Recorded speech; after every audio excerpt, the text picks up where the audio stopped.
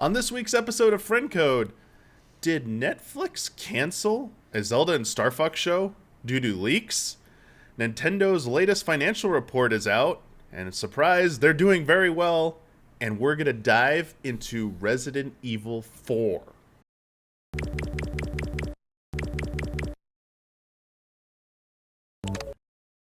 Hello everyone, welcome to a new episode of Friend Code. I'm your host, Michael Damiani. This week I'm joined by Bradley Ellis. Achievements.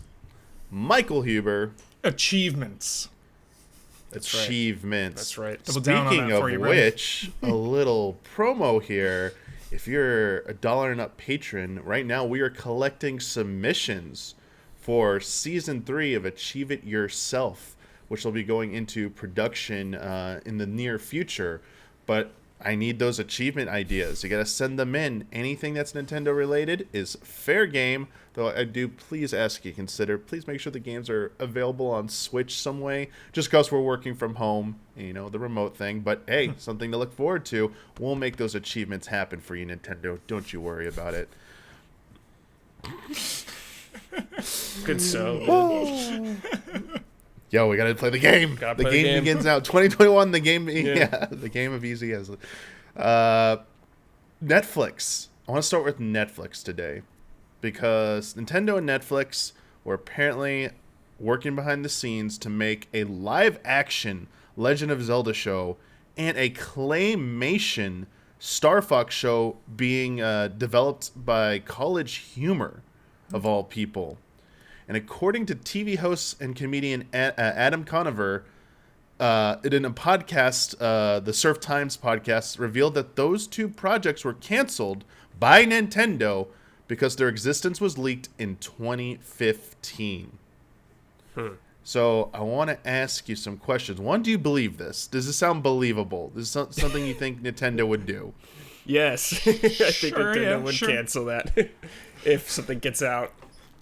All right. So Nintendo cancel it or Netflix cancel That's it? the Nintendo. So let me Nintendo, explain like what the theory is. The breach of trust caused Nintendo to back out because Nintendo said, "Okay, if you can't keep a secret, how are we going to do business with you?" Also, apparently, leaking projects in this manner is a known strong-arm tactic in the entertainment industry during negotiations, and that probably pissed Nintendo off. As well. Raise hype and stuff by leaking. Yeah, to drive up the price during negotiations. Totally. Yeah. So on, I think Netflix. it's believable. Yeah. Which also could explain why Netflix isn't on Switch yet, maybe? Oh, shit. Bad blood. Yeah, There's some bad blood? That's an interesting theory for sure. I can totally see that. Who knows? But I want to ask you this. The nugget I want to get out of this is, would you actually want a live-action Zelda show, and would you want it from Netflix? No. I think they do a bad job. I don't think Zelda would transition that well into live action either. And I don't trust Netflix with it. If anything, they should have done animation. It would have worked better. Brad's definitely a way bigger Zelda fan than I am. That's okay. But I would say yes. That's okay. I have less to lose. And even if it's a train wreck, I can disconnect it because I went through the Resident Evil movies. Like, there's such a disconnect there with the movies and just the games and the franchise and the canon and everything. And they have their moments. Yeah. But, and that was such a different landscape, just the movie theaters back then versus Netflix. Let me clarify on one reason why I do not want it. Two things I think they would do.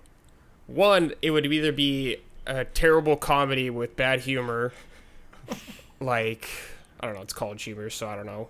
I'd expect it to be bad. It'd be more lines like with the OG cartoon show. Two, they'd be like the modern day thinking now of like, oh, let's make everything Game of Thrones like. So they would try to make Zelda some huge drama. Political like intrigue it's like I don't trust them with the material that, especially live action. I don't think Zelda is that serious of a show either, like the tone. I think it works better for like Castlevania because it is like Game of Thrones, I guess, with multiple storylines, but it's a much more serious and dark show, so I think it works better. But Zelda, like, it's not the same, man. Like, can't have like that much gore and like nudity in Zelda. It'd just be weird. Totally.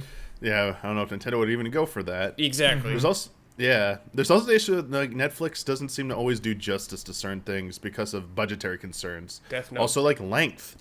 Huber, I don't know what your stance on this, but it does feel like even like with the Marvel series, I know you always liked their length, but that was one of the criticisms. Oh yeah, no, I agree. I agree with the length for sure. Yeah. They were always. I watched all of them, and they were all even the best of the best. Even Jessica Jones season 1 or Daredevil season 1 like.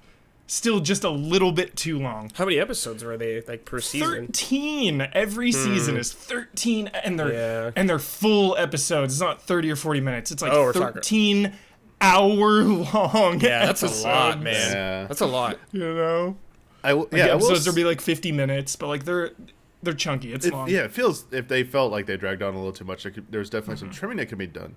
Also, there are some times when I think they do it right, but the source material, I think, supports it better. Like The Witcher. I actually enjoyed The Witcher. It's amazing. I think it was so because great. it knew its limits, I feel like. Whereas there are shows that I was really excited for, and they didn't know their limits. That's where I'm afraid with Zelda. Like, the Chilling Adventures of Sabrina. The last season just went beyond. It was trying to do, like, Lovecraftian, like, horrors as, like, end-of-the-world stuff. And they ended up just making everyone, slight, little tiny spoiler, but all of them were like humans, just human beings with like some weird attribute about them, and that was it. And there were supposed to be these like giant galaxy universe ending creatures or whatever, and it just was like laughable. Also, there's a lot of other problems with the final season, but there's a lot more examples, I think, of them doing wrong than doing right with their adaptations. Yeah. When it comes Sure. to when it comes to adaptations, adaptations. I would agree. Yes. Yeah. And like, who are you gonna have is like an old conversation, but like, if you're gonna have Link in that show, you have to have like the perfect casting, and like, how are you gonna do? Casting's huge. Like, Link doesn't even talk in the video games really already. Like, people are still worried about that. Getting some actor to actually play Link, good luck, man. It'd be cool if you treated him like Batman in a way. So don't laugh. Sorry. But just the whole season would be like from other people's perspective. So anytime you saw Link, it would be like other characters' POV. So he could just come in and like, gah, gah, gah, and like not say anything and then like bounce Yeah, out. I guess. I think that could work a little bit, but Yeah. because like Zelda sure. is so much about you being Link, the perspective of Link. That's what it's kind of about. But it is a TV show, so they could change things. That'd be like the big secret to Huber if they did that way. Fans would be debating a certain episode where like there's a side conversation like that was Link, that was the first time we heard Link speak, and like the directors won't comment on it, like, oh, we're not gonna say if that was Link talking, like maybe season 2 will reveal Link speaking, like Yeah. I don't know if that would work though. I'm with Brad though. I think animated is the only way to go when it comes to Zelda, and because you're never gonna get like a Lord of the Rings style budget. No. Especially after like the hot. I'd still love to see it though. Sure. I guess I'm with you on that too. At least once. I mean, I would watch it. And I'd especially with probably Netflix. be disappointed, but I'd still check it out. Just like big budget. Maybe. Awesome. Dude, I don't know if Amazon Yeah, steps maybe. in. Maybe you're so right. Amazon What was the rescues it. Game of the Game of Thrones or the Lord of the Rings Amazon budget? Yeah, it's like Yeah, the like a most billion. expensive show of all It's like time. a billion, right? $1 billion? Crazy, yeah. $1 billion, dude. I don't think what it Zelda's is. getting a Give or billion. take. No. Yeah, I don't think they're getting $1 billion. What about a claymation Star Fox show? This The idea sounds being more pitched. interesting to me. I do think it would be really goofy humor again, but I guess it's Star Fox, and Yeah, with Star college Fox I think humor is just behind it. way more low stakes as it is kind of thing. But I think claymation's an interesting approach for a series where everyone's a bunch of talking animals that fly spaceships, I guess. I would imagine it'd be shorter too. Claymation is time intensive, Yeah. expensive. I can imagine it being like 6 episodes or 8 episodes too, kind of like experimental. Mm-hmm. But that's Yeah. stuff I want to see. Like throw at it, throw it at the wall. If it sticks, it sticks. Like, you know, the worst thing can happen is it comes out, it fails, and then they don't do it I for think another 20 or Nintendo's 30 just years. scarred from, after Mario Brothers movies and stuff like that. I know. Just adaptations. But even nowadays, they're it's making like a new one. Yeah. yeah. But I it's think, like, it's not live action though. It's animated. I just think Damiani, like, the most. If they want to do live action, the best series to work would be either Fire Emblem or Metroid, and I think those would be the two best. Those would be sweet. I can see even Metroid say on, It's just Metroid for me. Yeah. I can see Metroid going to Amazon. It's such an Amazon vibe. $1 billion Metroid franchise. Yeah. There we Shit. go. I'm in for that. Yeah. Dude, Ridley, Mecha Ridley. Dude, yeah. Dude, season Better finale. be like Smog budget, dude. Benedict Cumberbatch as Ridley, dude. Yeah, the dialogue. Samus. Yeah. I see you, Samus. I should let you have the baby. Yeah. Just to see it drive you mad. Oh man, that'd be too good. Well, you never know. There's always a chance these deals could be revived. Yep. I mean, as we said, Nintendo has been open to partnerships. I mean, they're doing Universal with Mario. They've made their own animated, like Pikmin animated stuff. There was an animated Animal Crossing movie. So I never thought I'd see him on mobile. There was Mario Run back in the day. Like, changes. Dude, don't forget about the Donkey Kong Country show. Which is a gem of memes. Like, I don't know if I've ever seen it. It's wild, Huber. It's weird. Huber. Yeah, I don't know if I've ever Like, if you seen want to that. see Donkey Kong be like the most weird interpretation of Donkey Kong of all time, you should watch it. Yeah. Nice. Yeah, Mario 3 was pretty weird too. I have that one on DVD. Yeah. The Mario 3 animated. Donkey Kong. Gosh, yeah, I can't get that out of my head now. There was a Sonic Prime announced though. It's a new Sega Sonic show. We don't Is really need to it get live into action that. or cartoon? No, it's animated. It's 3D Okay. animated. Like they did that with 24 Boom, right? Yeah, Sonic Boom was 3D animated. 24 episodes. That was announced. So hey, if Nintendo won't step up, other companies will jump on into Netflix money. Sega, yeah, man, they've had like 4 Sonic shows. I feel like. Oh, and after the success of the movie too, like I bet those Time to gears strike. are turning right now. Now all they need is Sure. a game Yep. to hit the highs. Yeah, that's the hard part.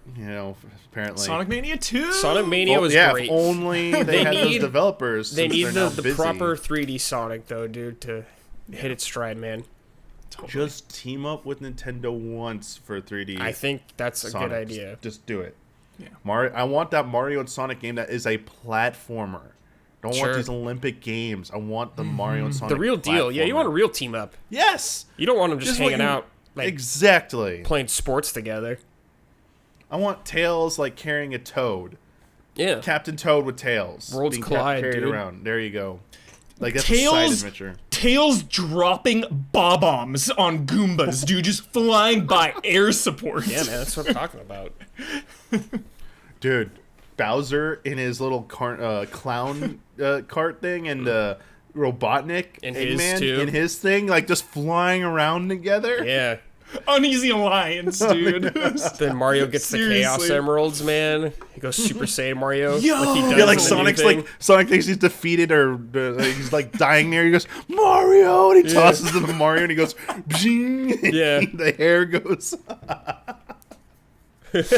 Oh my god, Super It's Saiyan so Mario. good. Yeah, man. I can't even. I love it. This is the show. We did this as a show too. Make this happen. But Nintendo, they don't need that Netflix money because they're riding high on their own games. Unlike yeah. Sega and Sonic right now, they've got games. They're selling well. Their systems are selling well. Nintendo just released their fiscal FY3 fiscal 3 2021 quarter 3 results, and the Switch not only is it's just under 80 million sold lifetime. It had its record-breaking quarter, selling more systems than even we did in any single 3-month period Crazy. ever. So set that record. It's crazy. Just officially has now outsold the 3DS lifetime sales. Oh, wow. Damn. So it's climbing up that ladder. Next up, Is DS the highest? DS is the highest. So Next up would be GBA, which is probably already past Game Boy Advance. Game Boy Advance is at 81.51 million. Remember, in real time, we're in January. We're in February. Sorry, we're already a whole month into 2021, so it's very likely it's already surpassed that. After that is the big three. You got the Wii, just at over 100 million. You got the Game Boy, which is like at 113 million, and you got the DS King. Oh, where's PS2? No, They're I'm past talking it. about Nintendo. Oh, PS2 is at the top. Yeah, PS2 is PS2 at is 100, the juggernaut. 155 million plus. is that what ever it's- going to be topped? Well, DS said 154 million, and PS4 is listed always as 155 million plus. So they're kind of close. But hey, if Switch were to go on for 10 years, it would. We don't know how long Yep, Switch is going to yep. last, For but sure. it is at 80, basically at 80 million units, and it's at the three. That's almost at 3 full years. So FY3 means it's its third year of the Switch, I believe. FY3 It's means going to Yeah. pass it. so it's at least getting 5 years, probably 6. So you have to think we're only either halfway or a little bit less than halfway through its life cycle. So it has a good chance. February is a sneaky good month for Switch too. Couple Yeah, hitters it coming. is. Mario, Bowser's Fury exclusive, Ghosts and Goblins exclusive, and Bravely Yeah. Default 2 as well. Huge month coming Exactly. up. And you know a lot of people are going to be scooping up those Switches if they don't have one for that Monster Hunter Rise Oh yeah. coming out in March. Dude, yeah, Yep. February, March looking good for Switch all of a sudden. Yeah. Right now. Yeah, we didn't really write this out as news, but that also Monster Hunter Rise demo was using the new online infrastructure that Nintendo's switching over to. I didn't write it down for my notes, so I don't have the details, but they had been using an older system for like Oh what, my 15 God, Yeah, dude. yeah, years. yeah. So, So, the memes were true. All The the memes were memes true. We were right to criticize it. Yes. They finally. I didn't. spent Yeah, some it wasn't money. even a shock when I saw that. I was like, obviously, like, Yeah. It's just the way it is, man. yeah. But the games also did well. I want to point out a few highlights here and get your reactions to this. Pikmin 3 Deluxe has become the best-selling Pikmin game of all time. That makes Wow. sense. So much for that game being sent to die, huh? Yeah. Man, just Second Life on Switch seems like Yep. no matter what. Yeah, easy. It's the least surprising thing when And there hasn't been a Games come to Pikmin Switch. for a long time, so maybe people are hungry to hop in. I think it. Do you think it bodes well for like Pikmin? Pikmin 4? Like, definitely. I mean, a yeah, I reboot. guess better than it's been. I thought we were gonna get Pikmin 4 years ago, but hopefully, yeah. I know people love that series. a series people have a love and hate relationship with. Pokemon Sword Right. and Shield has become the first Pokemon entry since Gold and Silver to surpass 20 million units. Wow. It's actually gonna surpass Gold and Silver at some point in the near future, but still has a ways to go for the best selling Gen 1. So over 20 million physical and digital, yeah, like everything. everything. Yeah, And Nintendo then what goods, was everything? and the Switch sales were like 80 million, you said? Yeah, So it's like 1 in every 4 Switch owners is buying Pokemon. Yeah. yeah. Well, look at that. Some people buy 2 copies of the game. You know, Sword and Shield. Yeah. That strategy. Yeah. It's Pokemon Strat's been going forever. Speaking of another, this was on my notes, but I will also say like Breath of the Wild also was over 20 million. It's actually over 21. This is the million highest Zelda here by far, isn't it, of all Oh. time? Yeah, by Yeah. far. by a lot. Man, And so that's also 1 in 4 people, Huber. Nice. great game, As man. it should be. That's a feel-good moment for, like, me. I'm sure for you too, Damiani, to see Zelda, like... You know, Zelda's always been a big franchise, but I don't think it's been, like, the top or necessarily gotten the amount of the sales I think it deserved. So it is Yeah. nice to see it do so It's well. a good point. Considering that every mainline entry is a 10 out of 10, you would think they Yeah. would sell more copies. It's like... It was always like I say the that unironically. Yeah, it's always been like the prestigious series. Yeah. It was the one that like earned Nintendo the accolades, got Nintendo the respect, while Mario, Pokemon were Got the the big sales, sellers. yeah. And then other things. It was also funny. It was like weirdly. I guess I'll just call it weird view I felt people had back in the day that you don't mess with Zelda, don't make these weird spin-offs that you do with Mario and stuff, and like It's like, it doesn't matter anymore. that happened anyway. They're in And Mario it's Kart now, so it doesn't matter. Speaking of Mario Kart, Mario Kart 8 Deluxe, 33.41 million, on track to surpass Mario Kart Wii, Mario Kart That's Wii has crazy. 37.38 million. If you combine the Wii U version of Mario Kart 8 plus Deluxe, I think it has already surpassed it. But on its own, it's going to surpass it.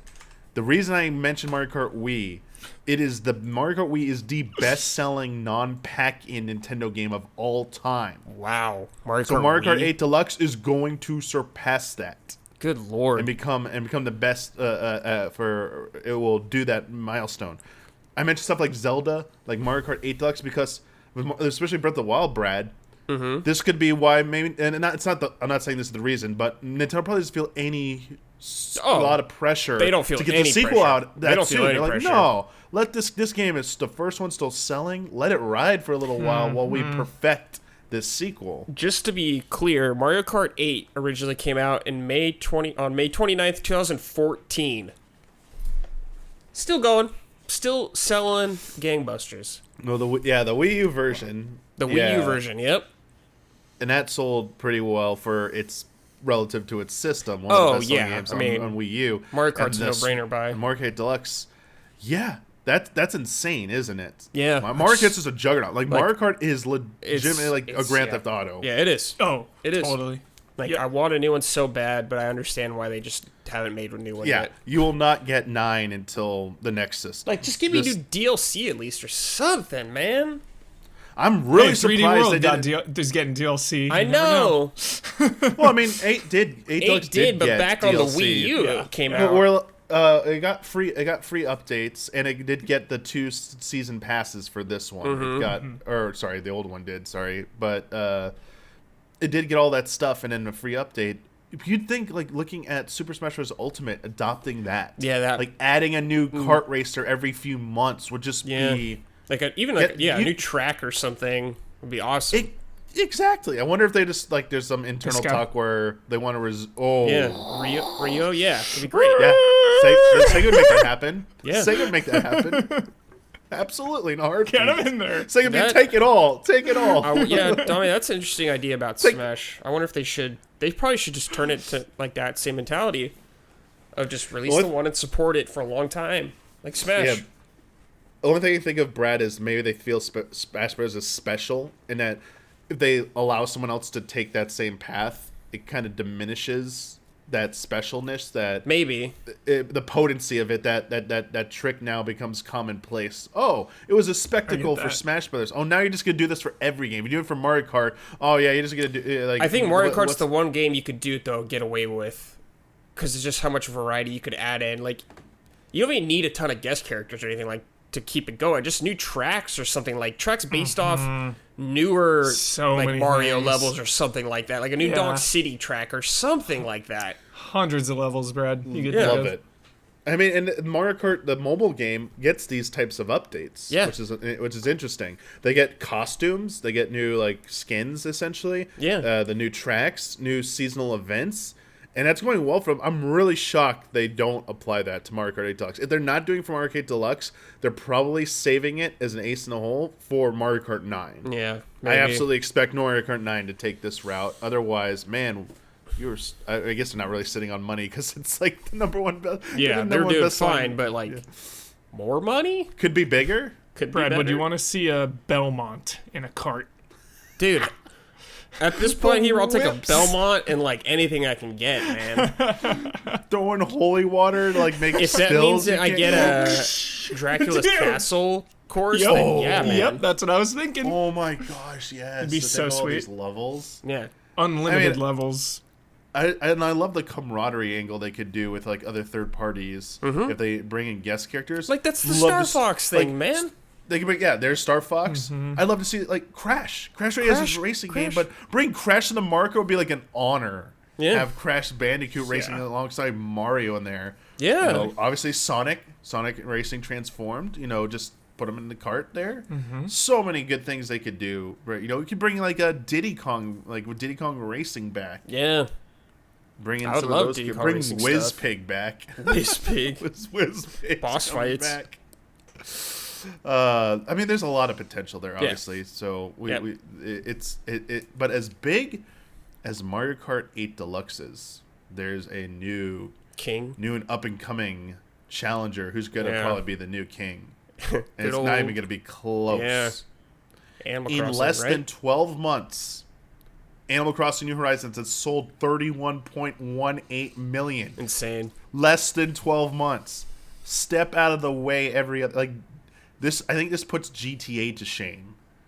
This has. I don't expect it to sell this much for the remainder of its the Switch's life cycle, but if it even kept up a good portion of those sales for the next few years, it's not out of the realm of possibility that it could become outright the best-selling game of all time. Sure. Yeah. Because like Wii Sports is like at 81 million Yeah. because it's a packing game with the Wii. Yeah. Can you imagine if Animal Crossing dethroned a packing game for Wii? This is a juggernaut. Yeah. Yeah. Are you surprised Absolutely by this insane. at all? Kind of. Not really. Like, I guess Animal Crossing has been quietly doing so well just all the time. I just haven't really been paying attention, I guess. Like, after I played Animal Crossing a lot on GameCube, but after that I didn't really play any of them. And I know there was like the DS one that people really loved and stuff like that, and there's the Wii one, but I think the time this game came out just was like the perfect storm for a game like this, you know? That's why it Everyone's doesn't kind of surprise in me. home, getting out there doing their own stuff, some interactions with people online. Just perfect storm for it. Yep. Once in a lifetime. Yeah. Once in a lifetime moment. Like unprecedented. And Cannot replicate. You just This add the was fact that perfect it's storm. on the Switch, which is already insane. It's just perfect timing. It is. Yeah, it'll be interesting to track the sales, like you were saying, Damiani, to see how it does 2021 and beyond. Yeah. It'll be very curious to see how much it drops off. If any, I imagine there will be probably, especially once, at some point, either whether it's this year, beginning of next year, when the majority of the world hopefully gets to start returning back to normal activities. I imagine that will be the great drop off for gaming. A little bit of like a recession back to normal levels. But hey, you know, it might enjoy just as much success in 2021 as did last year. Double those numbers, man. It's almost like putting it at like over 60 million if it could even do that much. That's insane. Yeah. Wow. I think it's impressive that Nintendo takes these series that are mainstays and they blow up into something that becomes much bigger. Yeah. Like Animal Crossing's one. It's Fire always Emblem. been. Fire Emblem's another one, exactly. Just means anything is possible with a Nintendo franchise. Which is when people say, "Oh, Star Fox, F-Zero, they're never coming back." It's like, never say never. I understand a racing game and an on-rails shooter, like what they're generally known for, a little bit harder, but creativity. Go think outside the box and do something a little bit different, and I think that could be the solution. Yeah. We'll have to Yeah, see. and I just think more people are gaming than ever before, and hype is more contagious than it's ever been with social media and everything. Like, anytime a dormant series comes back or a sequel comes out, fans and people who have never played it go back to the beginning of the series to catch up. We see it time and time and time and time again over the last like 5 or 10 years where something's announced and that's it. Oh man, what's that franchise? Oh, I never got into that. Let me get into it. And it just builds the hype for the entire franchise. I hope Metroid gets this kind of success. It will. It will, That series Brad. needs it. It will. As soon as it comes back. Metroid's beloved, but nowhere near as well selling as some of the other IPs. It will. It will. I feel like Mass Effect Remastered is going to be the highest selling Mass Effect of all time. It's just like, Really? yeah, I'm calling it right now. Just the hype train, It's there. and yeah, there's just so many people gaming right now. Yeah, Records are going to true. be shattered for everything. Yeah. You know what? I'll be interested to see if that comes to pass. And again, with a new Mass Effect on the horizon, that could be the jumpstart it needs. Turn things around. It's always nice to see a series turn things around and make a comeback. Yeah. Because these series are beloved and they have fans, and as much of a headlines the negativity makes when a series fails, sometimes rightfully so, hubris or something controversial happens, but at the same time it's nice to see the comeback story. Yeah, and totally. root for they became the underdog, now they're coming back, And, for mean, me, like, that's how I feel about Star Fox and F-Zero. I mean, like, we've seen it happen before, so hope we'll get another, like, Final Fantasy 14 / No Man's Sky, some of these games just coming back better than ever.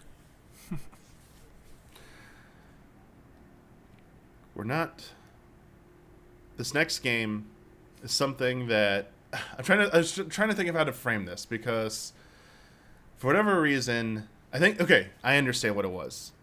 Resident Evil 8 Village, the theories around it led me down a rabbit hole to start, because obviously I want to be on the ground level with this one in terms of like missing the boat with FF7, like the craziness of the theories of FF7. Like, I was there, but I was just so stunned by the ending of FF7, I kind of like turned away for a while. Stunned. and missed that whole little time. There was like that gap there was a gap in my experience where people were doing like the theory crafting, Right.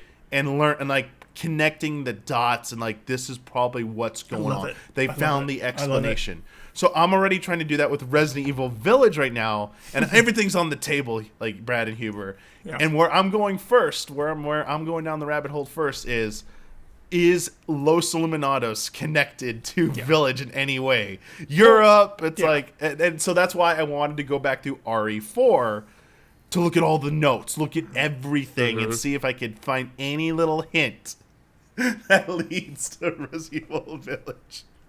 And so why we're going to talk about Resident Evil 4 now. Yeah, dude, they showed up in one of the movies. They got referenced. They're still around. They got crippled after 4, but the organization is still out there.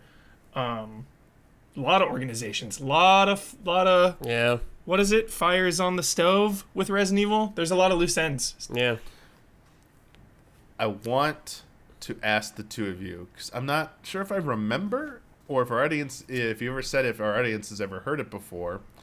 I want to start by I want you to tell me both about the first time you played Resident Evil 4. I want to know, how did you hear about it? Like, how did you even know to go get it? What did you play it on? Did you originally play it on GameCube, or did you play it on a different system first? And just tell me what that first playthrough experience was like. I think Huber should go first, because mine is heavily connected to his. Okay. Oh, yes. Preview disc. I drove hours with my mom to a GameStop to get this demo before the game came out. This was before the release. This is the Resident Evil 4 demo, preview disc. And dude, check out what this is. This if you pre-ordered the game. So I like drove hours away from my house to get this. This is prepare yourself for a scream-filled trip down memory lane, dude. Watch the thrilling history of Resident Evil in 6 grisly movies, including a trailer for the forthcoming Nintendo GameCube release. And holy shit, I remember this. I remember being slightly confused by how different it was. Not confused, but like just kind of shocked. Like, it was so different than any Resident Evil I played, from the setting, obviously, to the controls and everything, to Leon's vibe. Like, it was a new thing. But then that demo is obviously that first village encounter. So, I mean, I just replayed that thing 50 times, and just became obsessed. I was like, oh my god, this is amazing. But in my head, I was like, how the hell does this all connect?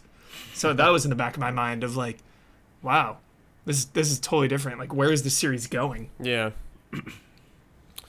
So back around this time, I don't remember what year this was. I think this was like high school, but around this time I was not really paying attention to any games, media, or magazines, anything like that. So a lot of my information about games coming out was from Mike, actually.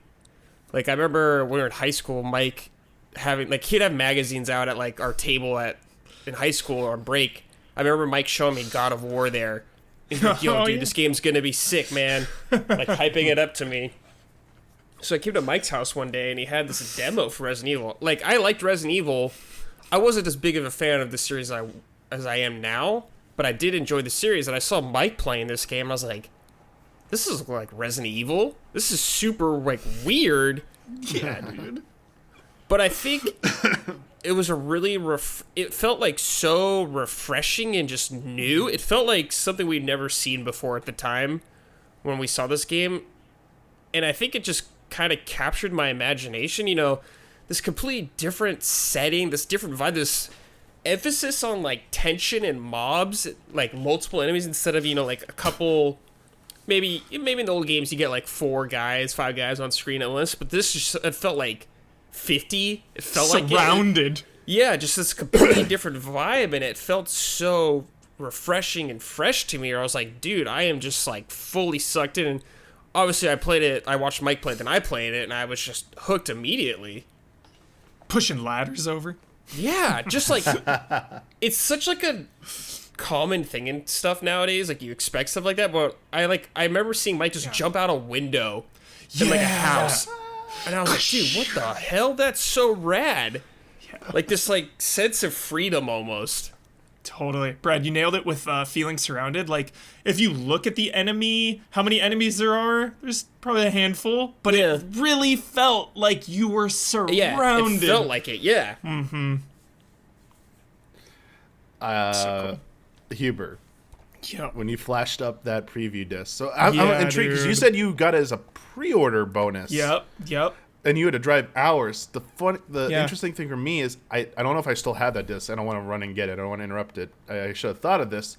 I got the same thing, but it was sent to me by Nintendo. I was a Nintendo Power subscriber. Oh. Dude, sick. And they sent it out to certain people. I don't know if it sent it to everyone or certain people. Yeah. And I got that thing. VIP, Damiani. VIP. I got the thing, and I'm like, Resident Evil 4. I've been reading about it. I've seen this in Nintendo Power, and I'm intrigued about it. And like, you know what? I probably wouldn't have tried this out if they didn't give me a demo. I was like, I'm not really into Resident Evil. You know, it's not on. It had been on. Resident Evil 2 was on N64, but like in general, I really didn't play any of the RE games because they weren't on Nintendo systems. Even remake when it came out. Huh? Even remake when it came out. Yeah, because there's remake, then 0, then 4. Yeah. I didn't. Those were getting a lot of coverage, and I just didn't want to dive. Like, it looked great, but I'm like, I'm not. Resident Evil, I haven't, like, nothing has like hooked me in yet. I'm like, but I have this demo. I'm gonna check it out. We got him. And the village, the chainsaw. I was like, I remember going immediately like to tell everyone and like online and friends like, oh my god, this is like, I was like, I think I wrote a thank you letter to Nintendo saying like, thank you for sending me this demo. I was like, I would never have played RE4, and like, this is amazing. Yeah. Thank you for showing me other. I was like, thank you for showing me non-Nintendo game IP game first party games are amazing. Were you covering games back then, Damiani? No, I wasn't. This was like what? This was before it came out. So it was like 2004. Yeah, I was still in school. So, I was. It was like It was a little too soon, I think, for that. I think it was like shortly after, or I just remember like this clearly being said to me when I was in college. Got it. I got it in my dorm room and just playing it and then showing like everyone in the dorm room this thing. I was like, dudes, check this game out. And it was like everyone played like super special. There's Melee and Halo at the time, and then this came in and everyone wanted that disc. Everyone who had a GameCube wanted to borrow my demo disc, and it was just going all around everywhere. And I was like, yo, can I get that back, please? I want to play some more. Virus, dude. Hell yeah. So good. That's like, dude, even on the Huber's patient zero for Resident Evil hype among me and my friends, a lot of it. Dude, on the official release, front and center, dude. Chainsaw Man, they knew.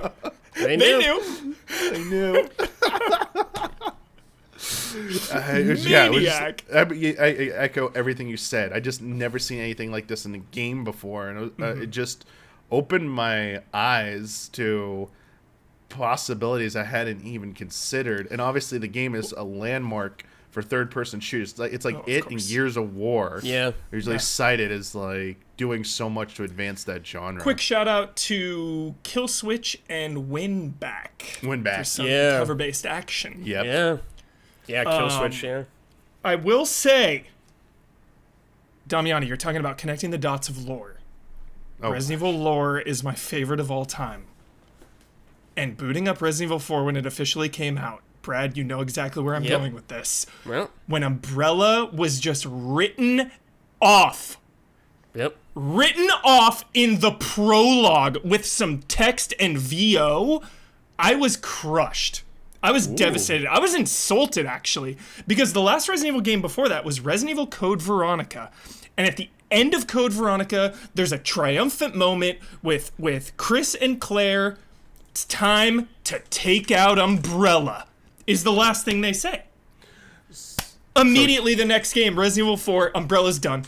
Like, I had gone through all the Resident Evils up until then. Umbrella was my most hated enemy of my childhood. I wanted them to pay, and I was robbed of that a little bit. So you had to wait till 5 to dish out that Wesker punishment. Yeah, exactly. But realization. Yeah. That's interesting. I don't want to get too much into the development. And of course history. later Wesker and Ada show up, and then of course I was eating my words.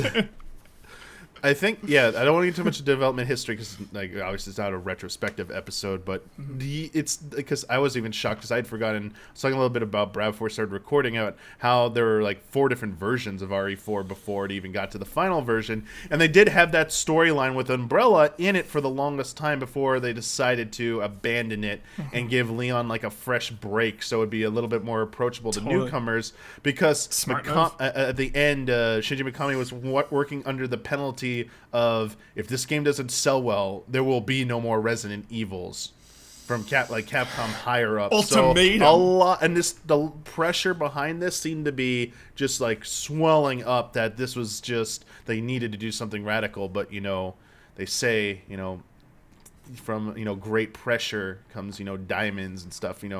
Giving people less to work with sometimes. Instead of letting them have all the time in the world. You never know, but.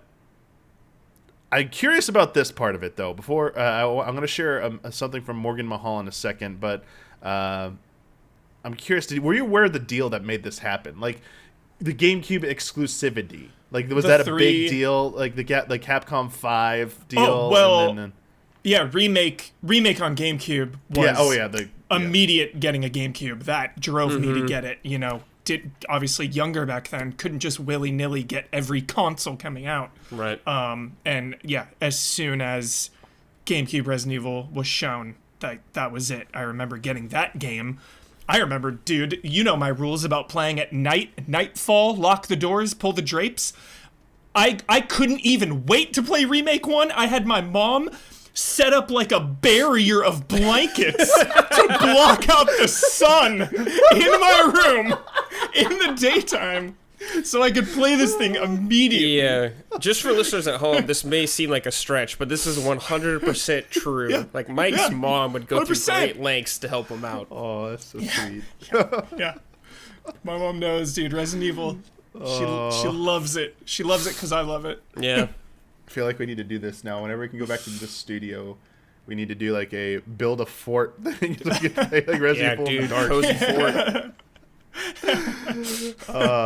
Okay, so great story. I was also curious if this drove either of you to this is why I need a GameCube or it was I had a GameCube had GameCube one. launch day.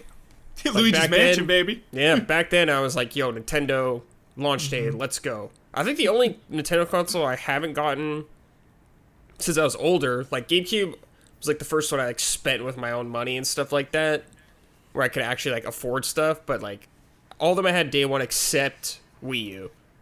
Wii U, I didn't even know came out. I was like, oh, what is this? This is weird, dude. It was most hesitant. I only did it because of work, game trailers at the time. I was I'm gonna probably need one to play at home. I don't know how many we're gonna get, and if I can even bring one home for work or whatever. We played it we played Mario, whatever it was called, on there, and Mike played it with me, and it was fun. But it didn't have that sense of I need to get this. Yeah, I definitely felt that way too. Fair. I mentioned Morgan Mahala. I asked for some memories from people, or just questions about RE4. This is about their gameplay experience. Morgan Mahala says, "I've always held the belief that the wolf you save in RE4 is a nod to Okami. The wolf dog you save howls and poses extremely similarly to a cutscene featuring Amaterasu in Okami. Both are white, and the sound effect is the same in both games. The wolf also gets a lot of time on screen for just a random inclusion. Not to mention, several members from Capcom worked on both games and may have been having some fun. I did play both games around the same time and felt like I was the only one to pick up on this. That's my obscure RE4 fond memory. That's a Yeah, really and Kamiya. Yeah, I didn't even think about that. That's a great observation. Yeah. Great observation. Kamiya did Resident Evil 2, obviously, and Okami, so makes perfect sense. That's canon. I'm gonna go with that. I believe it. Yeah, Amaterasu, dude. Morgan, you should do you should sleuth it up yourself. Yeah. Get your answer. Pop Fiction or Facts episode waiting right there, dude. Make it happen. Yeah, she told me about this 10 years ago. I would have made it happen. It's a good one. Fantastic. So Resident Evil 4, amazing first experience. Let's talk about its legacy. Hell yeah. Well, then it came out on PS2 about a year later with a little extra. We going into that, Damiani? I'm jumping the gun, man. I get so excited. I'm sorry. How do you feel that RE4 holds up today? You know, the last time you replayed it, and all the extra content they added to it. You know, how much support it got over the years.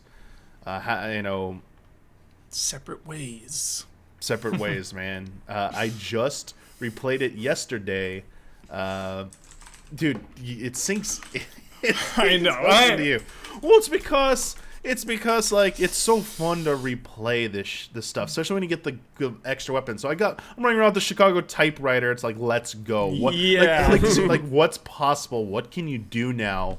That's like the fun, especially with RE4 when you get these like I don't even remember what it's called, the Mega Man laser cannon thing that you can do. It's just like auto. The PN 3, right? Because that's a nod to yeah. Exactly. I mean, infinite rocket launch. It's just so fun and goofy, man. Yeah. Because you earn it. You earn it. Oh, yeah. You beat the game numerous times. You struggle at parts like. Even if you're going through really, really well, there are slow moments of the games where you have to, take enemies out. But when you just have those guns, it's like you are God. You are Albert Wesker's dream. You are a god. You're talking about all the extra content. The thing for me, obviously, I think RE4 holds up. We can get into specifics. Yeah. But the thing for me that RE4, another thing it did for me. I'm curious. I know your answer already, but just humor me when I say the word. When I say the mercenaries. Yeah. What about it? What do you want to know? Everything. I mean, I feel like I just continually ask for that mode, and since RE5, when we don't really get it anymore, I get annoyed. And like that speaks to just how strong and 6 had a lot of weird things in there too, of course. Yeah. I just want it back so badly. Yeah. I want it with every game. Totally. And they have to know it. I don't. It's okay to want something, everybody, but sometimes, like when Reverse was announced, or even other than that, even the backlash with Resident Evil 3 a little bit, there's this demand and this like entitlement of like, effing give us mercenaries, Capcom.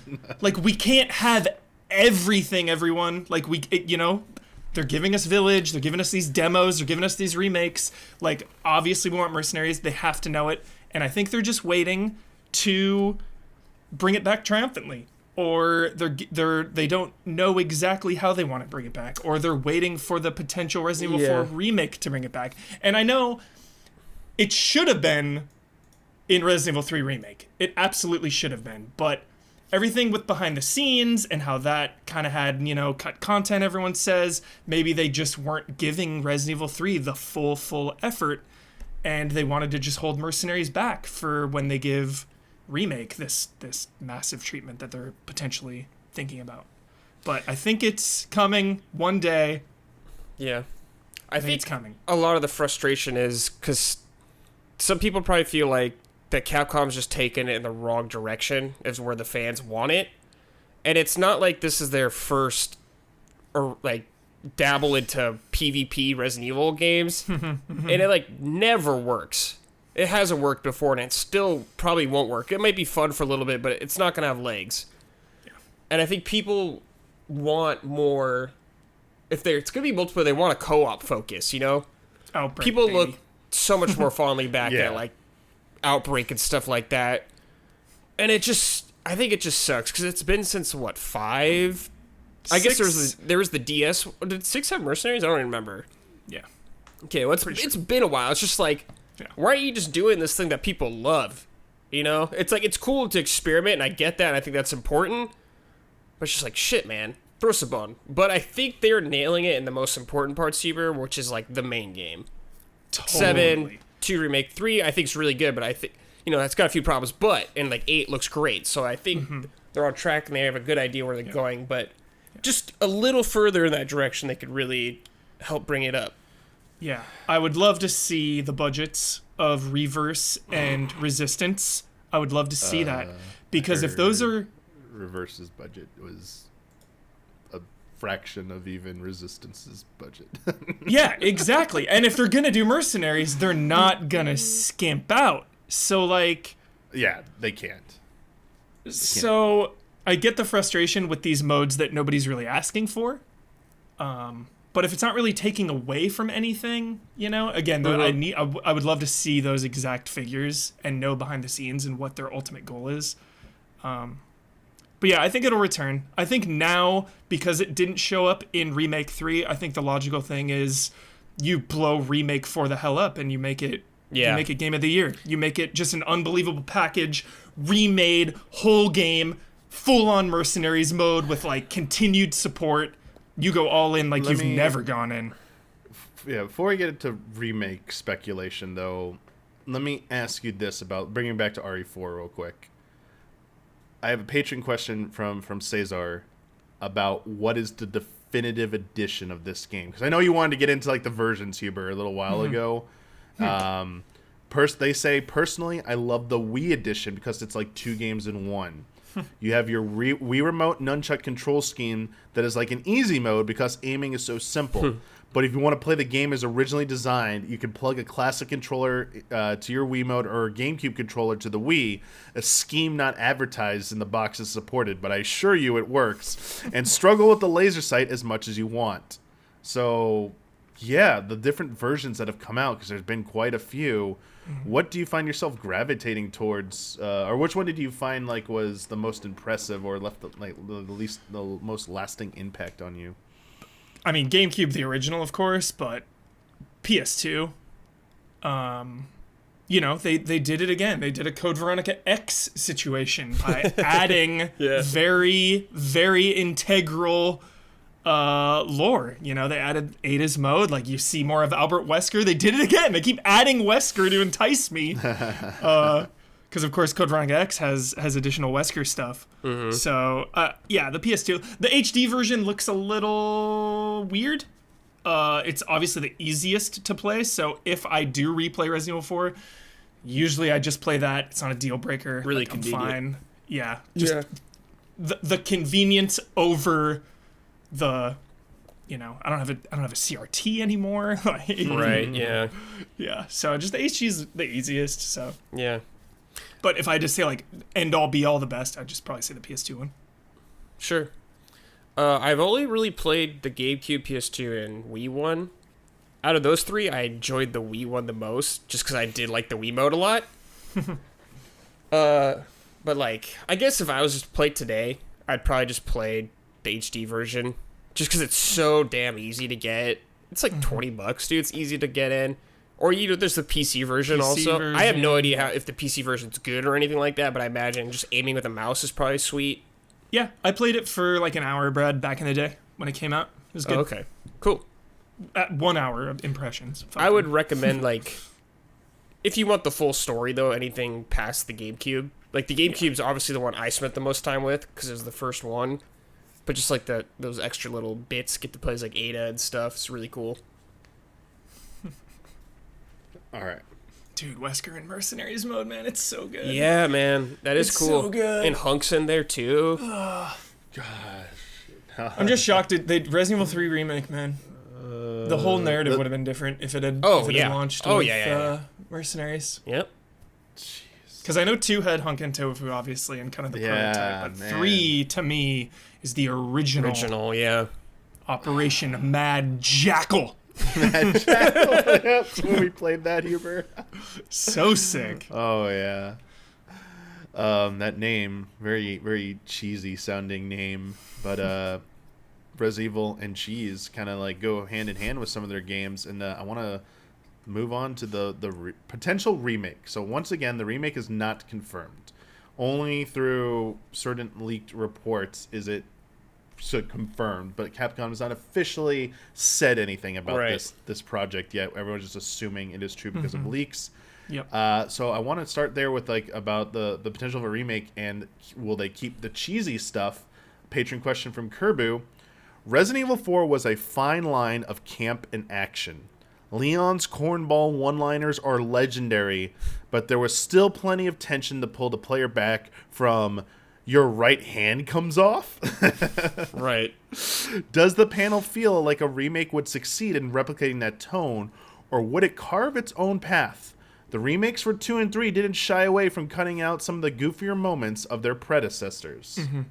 I think it would be a little more serious, but still, the Leon one-liners and quips would 100% be there. Because like 100%. 4 is a goofy game in nature. Like you're fighting like a Napoleon character who has like a giant mech, like a stone mech. So yeah, it's like Sadler. I wonder if they'll keep stuff like that. But I agree with Huber. I think there'll be some, the one-liner kind of stuff, but it'll be a little more serious. Just a little bit. Because like some of the kills are gonna be way more intense. It'll stuff look like that. so intense if it's built from the ground up. RE engine. I mean, it'll look unbelievable. Yeah.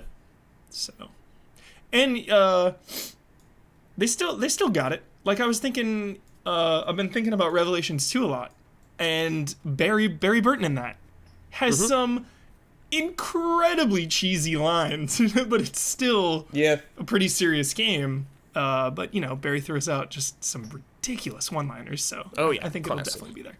Yeah. Speaking of cutting potential content, this question comes from Sage Mode Q. Hello, allies. RE4 is a long game. Some people even think too long. If you were Capcom right now and remaking it, would you change some parts? Shorten it or leave it the same?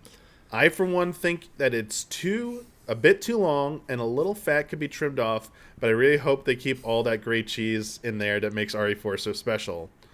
Also, hope they remake that incredible mercenary modes RE4 had. Love and respect. So cut content, because this has happened. RE3 especially, or Remake 3... That's exactly why they're not going to cut any content. There's no way. Oh, really? The backlash... Like, think about... After when Resident Evil 2 came out, the whole world was at Capcom's feet. And then Remake 3 skimps out on a couple locations, and it's anger.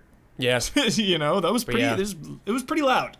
Like, Resident Evil 4 is a longer game in 3 than, like, period. Huber, what I could see them doing is have, like, the same areas, but not the same layout for the area. Totally. You could go to the same location, but it'll be a little different. A little Like shorter, RPD. maybe. A little longer here. Yeah. Yeah. Because I'm thinking of, of course, I imagine the part they're referring to is the island and the soldiers with guns. That whole part is... Yeah. A little long. So I wonder, but man, that part has some good stuff. The regenerators and stuff, thermal scoping, like picking off weak points. It's tough. Yeah. That is a really tough thing to do because, you look back and it's like maybe it is a little bit too long, but then at the same time, that length kind of adds to other parts. Like, I don't know. It's just a tough balance. I can imagine. feel like the only reason I can share any semblance of the sentiment of too long is because I feel the island segment is the weakest of the game. Yeah. However, I think, it has most people do. some really good parts, though. I would love to see them rework the island Yeah. into something else. That'd be Because great. you have, as you said, Huber, they have to have the regenerators. In fact, I think they're underutilized. I think they could do some really cool things if they're like with them. Like they're already a serious part of the game, but you know, I'm downstairs in a waste management dumpster, just like have all the time to run in circles around them. But like that close quarters encounter with the first one, oh man, or in that one, and then like when you go into the freeze room as well, like Yeah, dude. where it's like, what do you do? Like you have Walking no, you at can't you. just run. You know, I mean, you can, I guess, technically, but for the first one, but I love that tension because you see it in the newer games, they kind of put you in those situations where up in your face, like one on one, like let's make you freak out and panic, and I love that. But at the same time, that shooting gallery part with, I mean, I love Mike, I love the helicopter, but like that. But that sequence through that, like that whole like war zone is just like, no, I don't a need lot. this right now. This is Yeah. like not for me. But that's where I come from, Damiani. That right there of it's so much, it's too long, but like that also gives Resident Evil 4 a vibe, you know? It has the reputation for being that action adventure game. And of course the castle and all that is like more survival horror puzzle, a little slower paced, but on the flip side, like that all of that island and action and stuff like feeds into the whole identity of the game. So tricky situation, I imagine, Yeah. of what to cut. And I just think- and they said with 2 and 3 that they were reimaginings. Right. So I'm sure they'll go that route. Oh, I'm as sure well. they will. Yeah. I just think they could cut down the action spot parts a little bit because it seems like that's the direction they leaned into later as the series went on, and people didn't like it as much. Mm-hmm. But I think you could still have some crazy action shit, maybe just a little less. Yeah, exactly. I'm for that too. Like It's interesting. I always think of the standoff with Lewis when they're coming from all sides in the two-story. Oh Yeah, yeah, that's a great So part. good. What a Yeah. legendary part. Parts like that. But remember the part, even saying the Warzone part where, or sorry, that's in separate ways. That's not in the main game. Never mind, different thing. Never mind that point. Wrong point. But let me ask you this, because you said like 2 and 3 are reimagining. 4 is a relatively more recent game. It is technically, I guess, retro at this point, if in the grand scheme of things. So this question from JG is about: does this game even need a remake? Hello, allies. Last year I played RE4 for the first time and loved it. I actually think this game doesn't need a remake. Its atmosphere and gameplay are still great in my opinion. The fact that you can't aim and move around at the same time adds more tension to every encounter, and I'm not sure that I'd want that changed in a potential remake. What are your thoughts on this? Should they make a RE4 remake, or should they put those resources into something like maybe a Code Veronica remake? Code Veronica is insultingly disregarded, and it's so important and a freaking amazing game. The fact that they're skipping over it in a way, if 4 comes out before Code Veronica, that is kind of a slap in the face. But I get it. You want to capitalize on the hype and the moment that Resident Evil's having, and 4, regardless, is a better and more popular game, even though I love Code Veronica. But, sorry, I lost my train of thought there. When Resident Evil 2 Remake was announced, the original, unquestionably, I've said it a million times and I will forever say it, is my favorite game of all time. The original Resident Evil 2. When that remake came out, I did a Huber Hype video of this game is perfect. We don't need a remake, maybe. Like, I had those questions as well. Of like, do we even really need this if 2 is so great and in my mind, perfect? What we got is so different that now they coexist. The original is still my favorite game of all time, but the fact that the remake 2 exists and I can experience it that way is such a gift. So I think if 4 is remade, no matter what, no one's going to take away the original from you. You'll still get to enjoy that on your terms. So the worst that can happen is it's bad and you have your original. The best that can happen is it's somehow even better and it's the definitive version of Resident Evil 4. Yeah. Because like Remake 1, even going back further, has completely overtaken the original for me. Like I go back to play the original just for some vibes and nostalgia and to feel the mood of it. But like 9 out of 10 times when I replay the franchise, I just do Remake instead of original. It's just so superior. Yeah. I think there's games that could use remakes over 4 first. Like, I have no problem with them remaking 4. I just think there's other games they could get to, but 4 is the juggernaut, you know, the peak. The peak chase, peak money, so I understand why they're doing it. Like, shit, I want them to remake, like, 0. Obviously, I want Code Veronica also. 4 would be, like, the last on my list, I guess, of, like, the mainline ones, but I'm okay with it. Like Huber said, it'll be its own thing, you know? The original will always be there. It's like me with Final Fantasy 7. I love the remake, but I love the original, and they're super different, but I love them for different things. So, I'm cool with it. Great, yeah, Final Fantasy. Great call, Brad. Yeah. Let me ask you about a specific part of the game, and if they're going to change it. And it's about, the question is basically, will they revamp Ashley? It comes from patron Garrett. By modern standards, the Ashley segments of RE4 don't hold up as well. What could the remake do to improve this section of the game without losing too much? Give her a knife. Just like better AI in general, you know? You don't have to you don't feel like you have to babysit her as much. Yeah, give her a knife. So you still want some of that tension. Yeah, you can give her a knife, I guess. You still want some of that tension, but I think look back at like BioShock Infinite, and you have Elizabeth with you like the whole game. You essentially have someone following you, but like you don't really have to worry about them. They kind of do their own thing.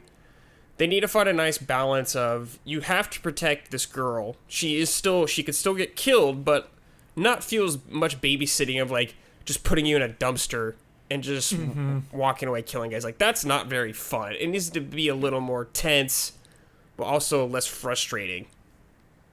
Like when you know the part when they're coming in the ceilings, dropping through the ceiling, and on the platforms and hitting the switches. That part is so hard and so intense, but it is so good when they're like picking her up and you're just like, no. Yeah. But I think Brad nailed it. Just that'll be a full. That's gonna be a reimagining full rework, of that. Yeah. Full rework. Whether you even tell her to follow or wait or anything, you know, she'll probably have a mind of her own. That's what I'm saying. Hide, like she may be just way more smart and not make dumb decisions. Mm-hmm. Imagine they, at the very least, you can't just like have her hide forever. I imagine like even like when you put her in a dumpster in a certain part, like, oh, I don't have to worry about her. I bet they take that away. I bet someone will sniff her. Yeah, something will happen, and it's only a short respite from a tense situation. Totally. Also, Help me, Leon.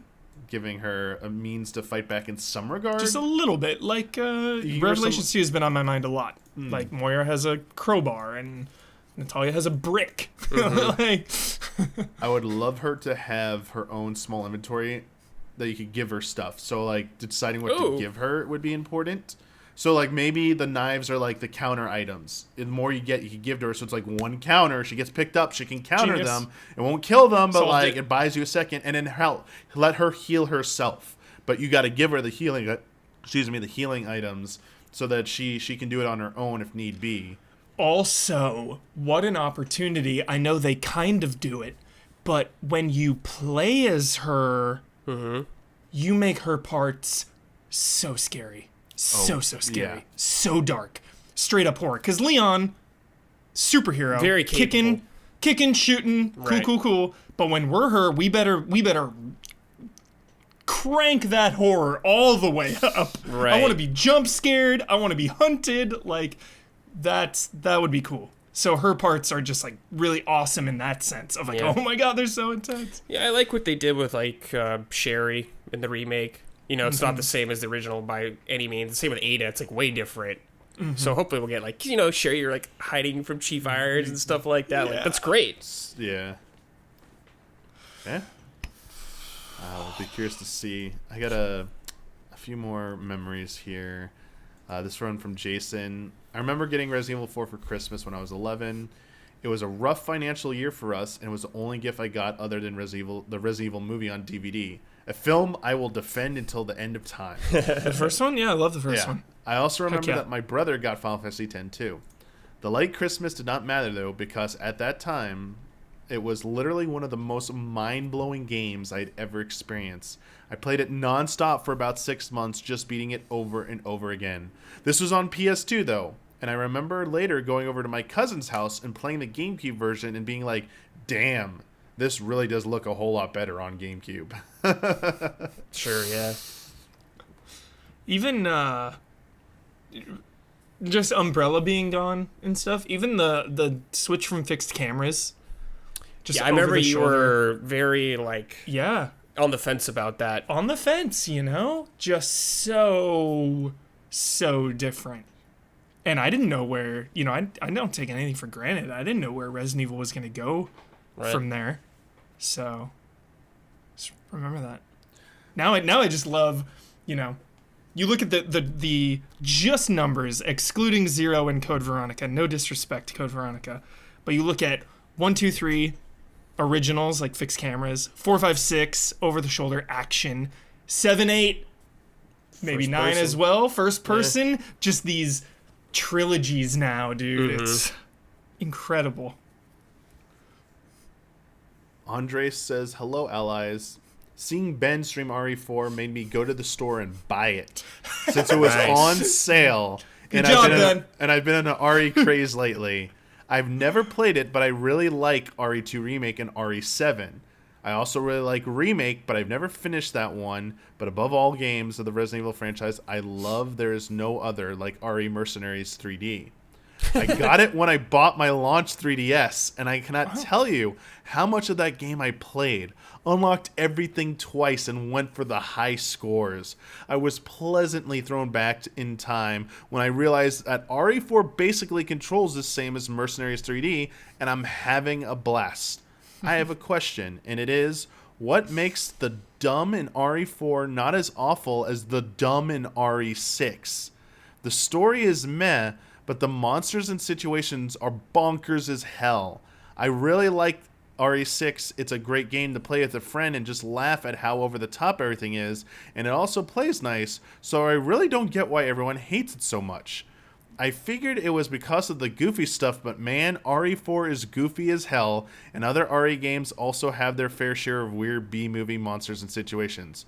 Also, do you want Mercenaries back with a classic RE4 control scheme? Love and respect. Cheers from Spain, Andreas. RE4 still has restraint compared to 6. Oh my God, so much entire restraint. entire cities and choppers and cars are not being exploding Michael Bay style. Like Well, 4, RE6 is a Call of Duty game. Yeah, 4 is so much more tame. 4 is pretty out of control, but when you compare it to 6, I mean, it's the Michael Bay effect of It Resident is, Evil yeah. 6. Also, pretty funny, somebody cut down one of our old Resident Evil 6 streams, Brad, when we gave it another chance. We've given it like 3 chances. But back when we did our full playthrough, we did no hope difficulty, which they added later, Brad and I, maximum difficulty, and just didn't have fun with the encounters. It was the scenarios. Resident Evil 4 has really awesome encounters, really awesome scenarios with enemies coming in from all sides, and just the setups and the enemy composition. And when Brad and I played Resident Evil 6, it was just standing in the corners as a couple enemies would just slowly come in the windows. A couple more enemies come in the windows. It's just uninspired. Yeah. Yeah, it's a good. Very good I don't way to put it. remember a lot of 6 when I actually Simmons, think dude. about it. Yeah, Simmons. There's a sucks, man but, who like, turns into a dinosaur. Yeah. I was gonna say though, I also do remember like the scenarios not being as enjoyable compared to 4. Love Helena Harper. Yeah. But it's like, look at the intro for 6. I remember there's like that helicopter that crashes and you're like fucking running from it, like totally Call of Duty style. It's out of control. Like, It's yes, out of 4 is control. more action for sure, but it's not as nearly as much. Yeah. 6 is over the top. Yeah. It's so over the top. Because 4 gets, like, super creepy as hell, too. Like, thinking of just the castle. And again, those regenerators come out. You got the Wolverine claws. Intimate moments in 4. Yeah, you have... the sewer at the Ada. Novista doors. The Yeah, bugs. you have... Yes, dude. And you have Ada up to no good. Like, she's not some stupid clone. Gosh. Moving on. I'm sorry if I mispronounced this name, but this next one comes from Venetius. Hello, allies. My first time playing RE4 was around 2007. I was on break from RE since I didn't own a PS2 until then, and I received the game as a birthday gift. I played and talked so much about the franchise back then, my nickname became Resident XD. Awesome. Like, yeah, little XD, like, this face emote. In my opinion, RE4 was superb. Gameplay, mechanics, graphics, extra content, and etc. My only issue is that with it is the lack of background for some characters, namely Sadler and Sarah, which leads to my theory RE4 Remake will probably be set apart from the old canon in the same way Capcom did both previous main title remakes. And the reason for that is they will probably use Sadler and Sarah to tie in with Umbrella's research on parasites, namely Nemesis Project, which was completed with an artificial parasite. There are plenty of misunderstandings regarding RE lore, and do you believe creating an alternate canon will be beneficial for Capcom, or will end up creating more problems than solving as seen with RE3 Remake? Love and respect. It depends on how deep this hole goes. Like, are we gonna remake everything and we're just gonna have 2 timelines? Are they gonna converge? So yeah, a little tricky.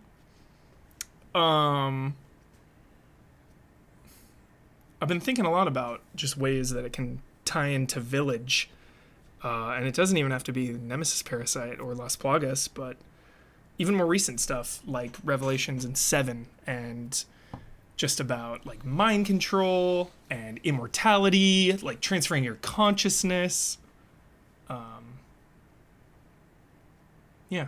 Yeah, I would like to. I think that's how they could do it.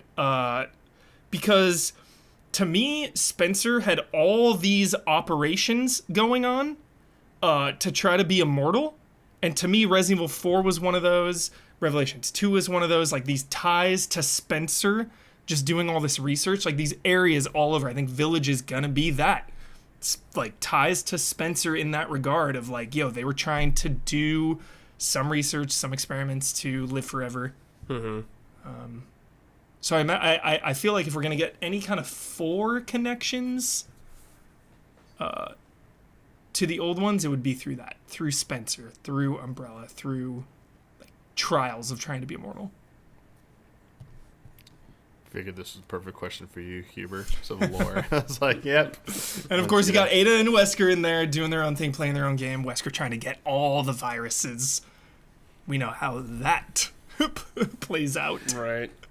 Huber, would you be excited by an Easter egg room or just a take a knee room in a research lab in one of the future RE games that literally had every single virus type in like storage there? That'd be just be able to dope. like walk through a room like that, like being able to see every virus, like the history just laid out there. Would that be something That'd that be really would interest cool. you? Yeah. Dude, like That would the be really Umbrella, have an Umbrella museum, like the museum in Final Fantasy 7 Remake, man. Yeah.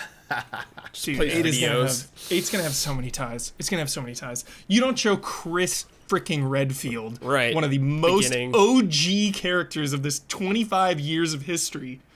They've showed that Umbrella logo. Like, we've seen Chris and Umbrella. Dude, it's gonna be so tied. This is definitely more than we got in 7. Yep. So I've been setting up for this. I got one final question for you from Logan. Hello, hey, allies. In 2021, would you still consider RE4 an ideal game to start with for a newcomer to Resident Evil? Or would you say something like 7, 2 Remake, or even the original be the best place to start? Love and respect. I'm Man, always gonna I say honestly- the original. remake. I think actually 2 Remakes are a really good entry point for the I was gonna series. say it as well, yeah. It's got like the horror vibes that the series I think does excellent. But for a lot of people, like the controls are probably really good too. Really easy to get into that game. like I love RE7, but it's like super different, super weird, especially like the vibe and everything like that. And as much as me and Mike like fixed cameras and are cool with the tank controls, a lot of people do not like that. Yeah, and two, such a great entry point because it's, like you said, Brad, it's modern, it's easier to play, it's easier to get a hold of. And if you fall in love with the lore, if you fall in love with it, going back to Spencer Mansion will it'll still play well for you. It won't be too spoilery. Right. Like it'll be cool contextually going back if you'd never played the original. Because if you start with the original like it is, it's a harder game. It's older, dude. Ink ribbons, puzzles, a little more confusing, tank controls. Like, it's a little more work to get through. For sure. Good points. Well, Resident Evil 4, one of the greats. It is one of the greats. Yep, it is. And why are we doing this? How am I going to sleep tonight, Damiani? What the hell, man? what? Do you mean? What? You're getting him hyped on Resident Evil, dude. I mean, Huber, again, it's not announced by Capcom, but of those big leaks that came out, one of them was that and it had been rumored for a while that RE4 was getting a remake treatment, but the update to it was that development was restarted and brought internal. That M2, who had been working on the previous two remakes, was especially most recently Resident Evil 3 remake. They didn't like the direction they were going, and they wanted to bring it internal. And I think that got people happy because that meant Capcom understood the gravity of the situation when you're remaking 4, how revered it is. And so I think people are a little bit more optimistic. People are a little bit more excited. And, we have a date for Village, which means we have a date for there will be no new future officially announced Resident Evil games. So they don't like to wait that long, it seems, as of late, to announce that next project. So the vibe is sometime maybe this year we're going to catch our first glimpse of RE4 remake, maybe. Damiani, the 25-year anniversary of this entire franchise is in about a month. Do you have any predictions there? You know what I would love is just a nice, simple, original trilogy. Yes, dude, that'd be so nice. Please, please, please. I don't like having to get my 1, 2, 3, buggy, boom, boom, boom. busted PS3 out to play these backwards. Right, yeah. Or my PS1 even. Yeah, I play, PS3 is how I had to play them. But it would be nice to bring the classics to all the platforms out there again. Just throw them out there, let everyone have them. I was actually so surprised that OG2 and OG3 weren't unlockables in the remakes. God, that is so cool. Maybe they're saving it. 25 years. Maybe. Totally. More value. It's Capcom. Collections. Yeah. Should have seen that. Because on the horizon, we know that at least one more maiden demo is coming. Yes. And there are rumors that Resident Evil 7 is getting the PS5 Series X treatment. Right.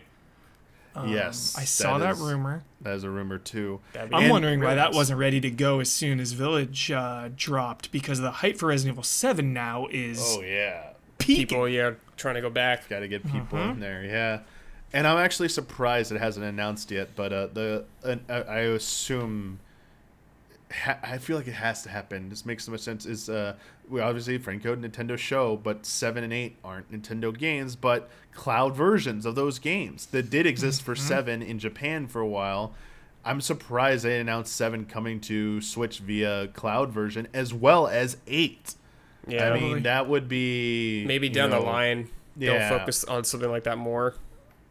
I feel like they're gonna go all out though, Huber. That's my vibe. Is that something big is cooking, and that they should. They have great momentum right now.